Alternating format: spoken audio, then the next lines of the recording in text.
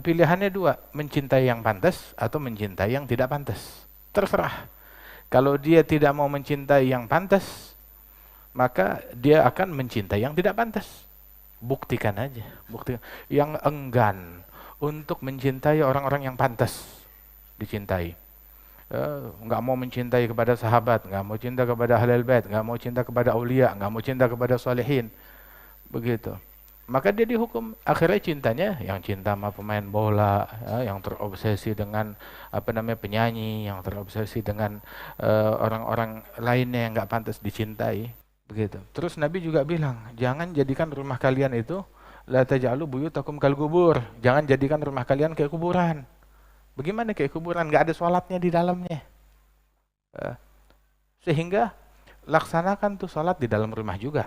Sholat fardu di masjid. Tapi juga rumah kasih jatah sholat di dalam rumah.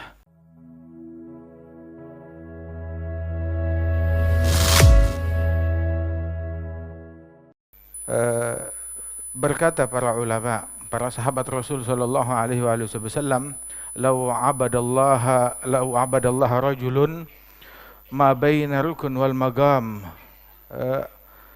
80 sanah lama husyira yaumil qiyamah illa ma'a man ahab." Seandainya seseorang beribadat kepada Allah Ta'ala di tempat yang paling afdal, di depan Ka'bah, antara Hajar Aswad dan Makam Ibrahim, dia ibadat di tempat tersebut selama 80 tahun, maka hari kiamat tidak akan dikumpulkan di padang mahsyar kecuali bersama yang dia cintai. Jadi nggak peduli orang tersebut mau ibadatnya di mana, tetapi almar'u, seseorang dikumpulkan bersama dengan yang dia cintai. Kalau cintanya kepada orang yang baik, maka dia dikumpulkan bersama mereka. Kalau cintanya kepada orang yang bejat, maka dia dikumpulkan bersama orang yang bejat, walaupun matinya di dalam Ka'bah. Wa hakadha almar'u ma'aman ahab, seseorang yang bersama dengan yang dia cintai. Karenanya itu hati kita itu mahal.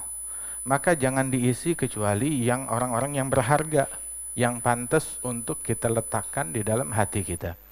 قال شيخنا شيخ شيوخنا الحبيب الإمام العارف بالله الحبيب أبي بكر عطاس bin Abdul Al-Habsyi, itu beliau mengatakan bahwasanya man ahabba man la yastahil ibtalahu Allah, man la yuhib man yastahil fihi al-mahabba man tastahil fihi al-mahabba ibtalahu Allah bi an yuhib man la yastahil man la tastahil fihi al-mahabbah.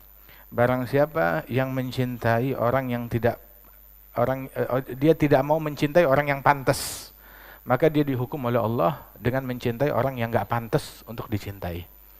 Dia tidak mau mencintai orang yang pantas, nggak mau cinta sama Nabi Muhammad, nggak mau cinta kepada aulia, nggak mau cinta kepada solehin, maka dia dihukum oleh Allah, hukumannya dengan mencintai orang yang nggak pantas, orang yang nggak layak untuk dicintai. Hati manusia tuh mesti mencintai, harus mencintai. Pilihannya dua, mencintai yang pantas atau mencintai yang tidak pantas. Terserah. Kalau dia tidak mau mencintai yang pantas, maka dia akan mencintai yang tidak pantas. Buktikan aja, buktikan. Yang enggan untuk mencintai orang-orang yang pantas dicintai. Nggak mau mencintai kepada sahabat, nggak mau cinta kepada ahlul bait, nggak mau cinta kepada aulia, nggak mau cinta kepada solehin, begitu. Maka dia dihukum. Akhirnya cintanya yang cinta sama pemain bola, yang terobsesi dengan penyanyi, yang terobsesi dengan orang-orang lainnya yang nggak pantas dicintai. Kita nggak menghakimi orang, ya, akan tetapi ya, kalau mau cinta, hati kita cinta kepada seseorang, cintalah kepada yang pantas untuk dicintai. Wa hakadha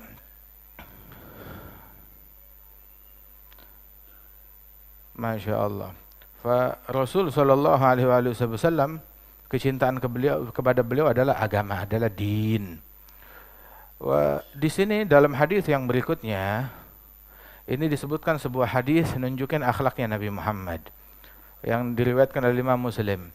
Qala Rasulullah sallallahu alaihi wasallam, ni'mal idam al-khal. Sebaik-baiknya lauk adalah cuka. Oke, terus pelajaran apa yang bisa kita petik di sini? Pelajaran apa yang bisa kita petik di sini? Lain khasiat daripada cuka itu sendiri, begitu. untuk manusia dan dipakai untuk beberapa pengobatan. Akan tetapi asal muasal daripada hadis ini nunjukin akhlak dan sikap Nabi Muhammad SAW yang luhur. Bukan cuma khasiat dari cuka itu aja. Kita nggak bakal bicara tentang khasiat cuka. Khasiat cuka itu nanti tanya deh sama orang dan pakarnya. Silahkan mereka meneliti. Dan sudah ditemukan khasiatnya, dan mereka masih akan menemukan lagi khasiat yang terkandung di dalamnya. Ni'mal idam al-khal, sebaik-baiknya lauk adalah cuka. Tapi yang mau kita bicarakan di sini adalah kenapa Nabi ngomong begitu? Nabi bilang lauk yang paling enak, lauk yang terbaik adalah cuka. Kenapa? Beliau berjalan bersama, ada tamu yang perlu dijamu. Nabi datang ke rumah istrinya, nggak ada makanan. Datang lagi ke rumahnya yang lain, tidak ada makanan. Sampai beberapa rumahnya beliau didatengin, nggak ada makanan. Di rumah terakhir didatangi oleh Rasulullah, bilang ada roti gandum. Maka dijamulah tamu tersebut dengan roti gandum. Nabi disediakan roti gandum untuk beliau makan bersama tamunya. Terus Nabi bertanya, ada lauk gak? Ya, sesuatu yang bisa kita pakai untuk, jadi roti ini kita makan dengan lauk tersebut. Kalau kita makan nasi doang rasanya bagaimana? Paling enggak ya kasih sambal deh dikit, ya. Atau enggak ada sambal, garam juga enggak apa-apa deh. Nah ini dikasih roti gandum aja. Nabi nanya, ada sesuatu lauk gitu? Maka istrinya bilang, enggak ada, illal khal. Yang kita punya cuma cuka itu aja. Disediakan cuka. Tapi bagaimana perasaannya perempuan? Ya Allah, saya enggak bisa menjamu Nabi dan tamunya kecuali cuma itu doang. Tapi Nabi Muhammad enggak mau ini orang kecil hati. Tidak mau istrinya kecil hati. Maka Nabi Muhammad memuji. Ni'mal idam al-khal. Ini lauk yang paling enak yang pernah saya makan. Nah, cuka ini, kata Rasulullah sallallahu alaihi wasallam. Ngegedein hatinya orang. Coba nih kita kalau pulang ke rumah, tahu-tahu disediain nasi sama cuka. Kira-kira bagaimana? Kira-kira bagaimana? Lu korupsi duit belanja. Tapi Nabi Muhammad sallallahu alaihi wasallam begitu enggak protes, malah memuji, menyenangkan hati istri beliau. Nabi bilang, khiyarukum ahasinukum akhlaqa, khairukum li ahli, khiyarukum li nisa'i. Yang terbaik di antara kalian yang paling bagus akhlaknya, kata Nabi. Itu satu. Yang terbaik di antara kalian adalah yang paling baik terhadap keluarganya. Yang terbaik di antara kalian yang paling baik terhadap kaum wanitanya, terhadap istrinya. Paling baik terhadap kaum wanitanya. Nabi itu sama istrinya itu baik banget, Masya Allah. Tapi tegas. Baik kepada istri, ya, kepada keluarga, bukan berarti membiarkan dia orang nggak sholat, membiarkan mereka buka-bukaan aurat, membiarkan mereka maksiat. Enggak. Kalau urusan dunia, natasamah. Bolehlah kita saling memaafkan, ya, kurang lebih. Makanan kurang, alhamdulillah. Begitu. Pelayanan pribadi kurang, enggak ada sangkut pautnya sama akhirat, alhamdulillah. Kita terima, kita saling memaafkan, saling memaklumi. Tapi kalau udah syariatnya Allah Subhanahu wa taala, masalah salat tidak ada kompromi. Masalah adab, nggak ada kompromi. Masalah perbuatan yang haram, nggak boleh ada yang haram di rumah kita. Di rumah kita mungkin nggak ada beras, mungkin nggak ada gandum, mungkin nggak ada makanan, begitu. Akan tetapi itu nggak penting, itu tidak penting di dalam rumah kita. Akan tetapi di rumah kita ada adab, ada akhlak, ada sholat, ada ilmu, ada zikir, begitu. Dan di rumah kita itu tidak boleh ada yang haram di dalam rumah kita sendiri. Sehingga Rasulullah sallallahu alaihi wasallam disifatkan oleh Sayyidatina Aisyah, itu beliau kalau di rumahnya itu kana ka ahadina, seperti salah seorang dari kami. Bermain, bercanda, beramah tamah. Lakin idza sami'an nida, kalau udah dengar panggilan salat, gama ka'an lam ya'rifna wa lam na'rifu. Beliau berdiri seolah-olah enggak kenal kita enggak kenal beliau. Sudah kalau udah dengar panggilan salat, sigap. Begitu. Terus Nabi juga bilang, jangan jadikan rumah kalian itu la taj'alu buyutakum kal qubur. Jangan jadikan rumah kalian kayak kuburan. Bagaimana kayak kuburan? Enggak ada salatnya di dalamnya.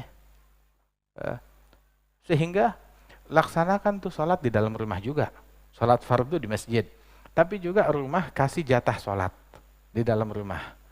Sholat duha misalkan. Itu Sayyidatina Aisyah bilang Nabi tiap masuk pagi hari ke rumah saya itu sholat duha di dalamnya. Kemudian juga ada sholat witir, ada sholat qabliyah atau ba'diyah. Pernah sekali itu Nabi Muhammad masuk tuh habis asar ke rumahnya Siti Aisyah. Habis sholat asar masuk ke rumah Siti Aisyah, tahu-tahu sholat. Rasulullah, kok habis asar sholat? Kan nggak ada sholat ba'diyah asar. Nabi bilang, Aisyah, tadi saya tuh disibukkan sama tamu. Tadi saya ada rombongan tamu dari Bani Fulan. Saya sibuk melayani mereka hingga ba'diyah zuhur belum saya kerjain. Jadi saya godok ba'diyah zuhur ya habis asar. Kata Rasul sallallahu alaihi wasallam.